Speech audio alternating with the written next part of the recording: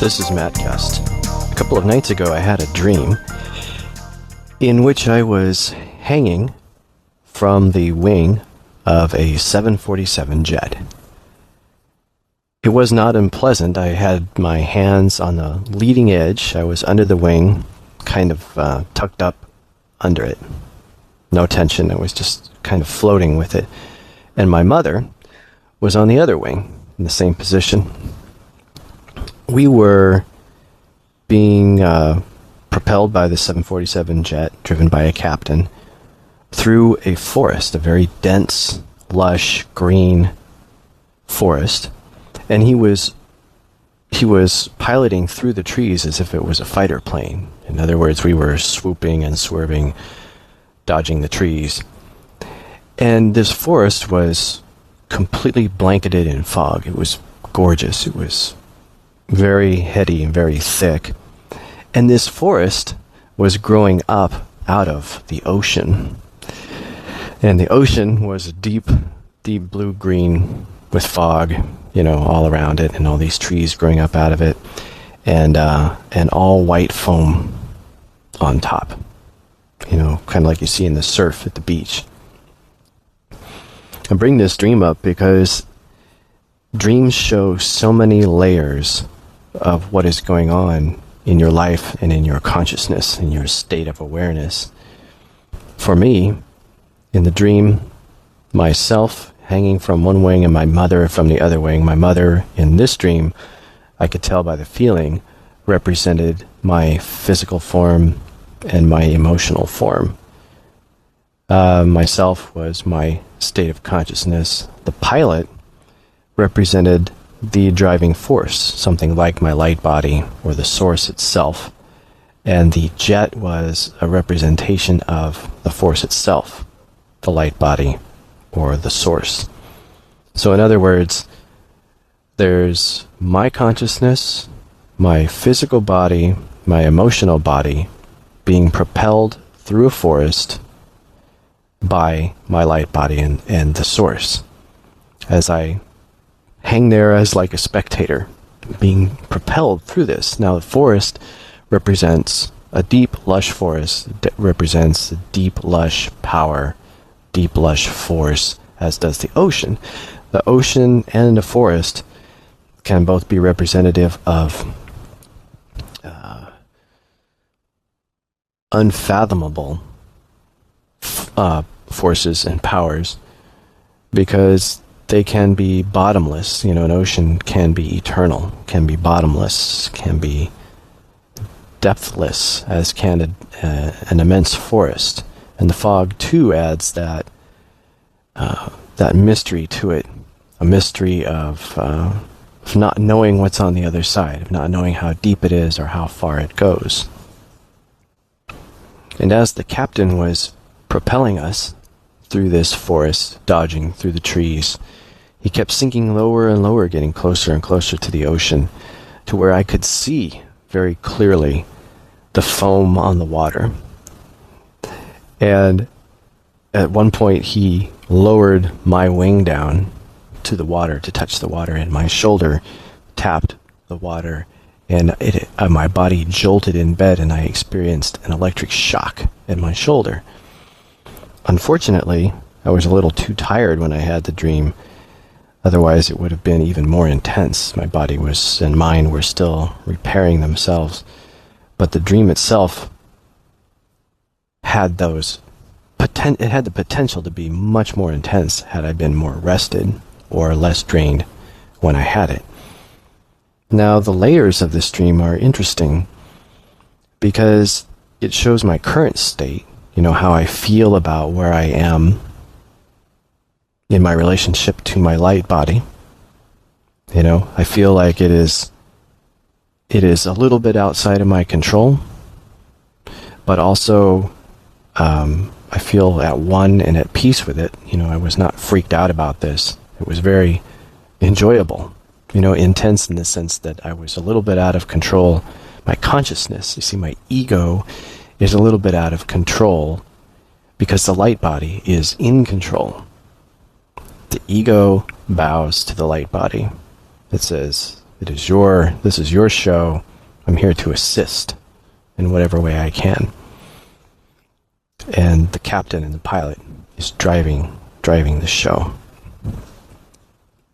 And the unfathomable forces like the ocean and the trees and the fog produce a state of awe in me, because when I have a dream like this, I feel it in my umbilical area.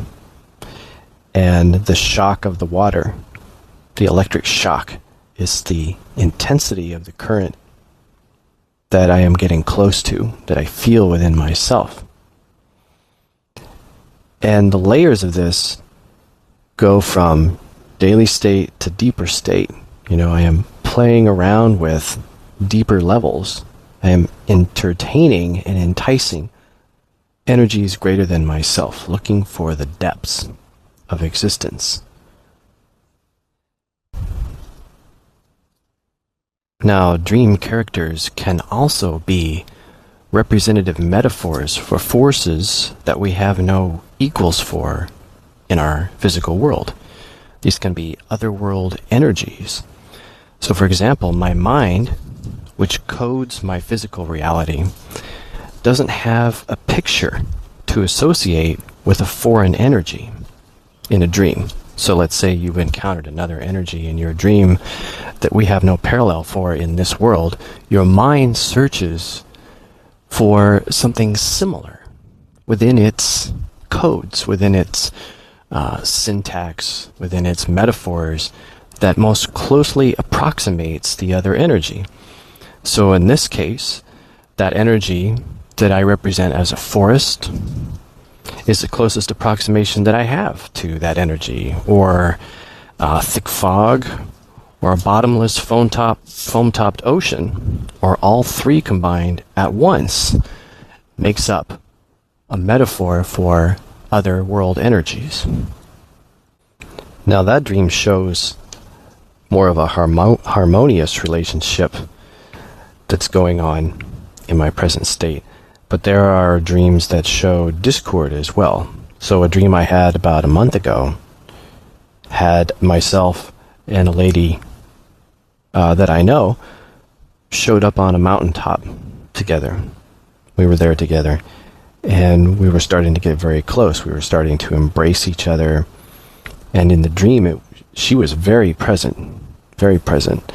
And as we started to come together to align our chakras together, another man that I know, who's a very rational and overly intellectual man, showed up in the dream and tried to interfere.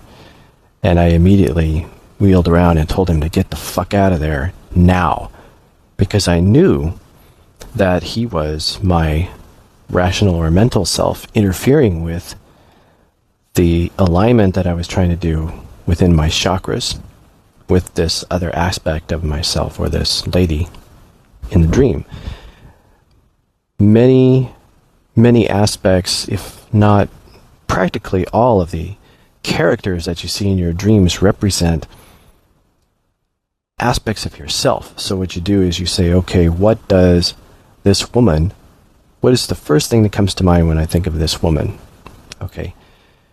In that dream, the first thing that I thought of was sensuality, emotional state. That is what she represents to me in that dream. So me is trying to reunite, to align with my emotional self, with my sensual self, with my lower chakras, like my second chakra and my physical chakra, my base chakra. But the intellect, my belief systems still are trying to interfere with that union. But I was very clear in the dream that rational part of myself should not interfere. Now there can be other layers, and in this case there were, because I could feel it. I can sense that now. That the man that tried to interfere with my union, with my other energies, was also an intruder.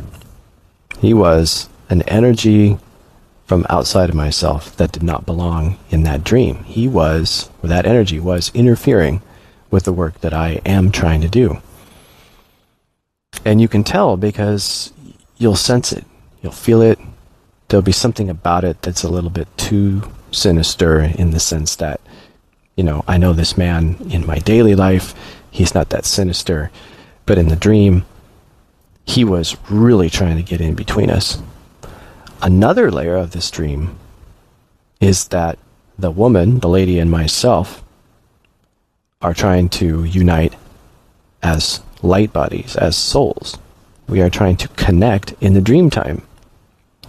And this intruder was interfering with that connection. The intruders do not want you to unite with others in the dream time, because that is where they interfere with you the most, is in the dream time. Your dreams can always be excellent indicators, if not perfect indicators, of where you are in your life, what your current state is, what things are interfering currently with your greater work, what energies are interfering with you. The things that you have to be careful for is that, for example, if you eat a really heavy meal for your body too close to bed, or if you get yourself too agitated, if you get into a fight with somebody, or you're upset about your bills, or something like that, if something interferes with your sleep, then it will appear in your dreams. And this is a regurgitation of what is going on in your daily life. That's why if you want to use dreams as indicators of your state, if you want to be able to utilize them, you have to be very careful about how you treat your body in the daytime. Otherwise, your dreams are just regurgitations. They're just spewing. Your mind is just spewing the crap that you haven't dealt with during the day. Your body is just upset. There's too much heat in it, and your organs are producing energy that interferes with your dreams.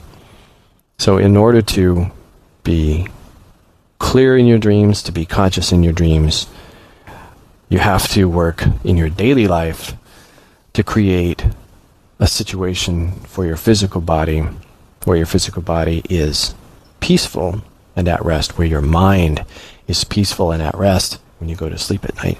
Then the dreams become very valid indicators of where you are and what's going on in your life. This is Matt Guest at thelightbody.com.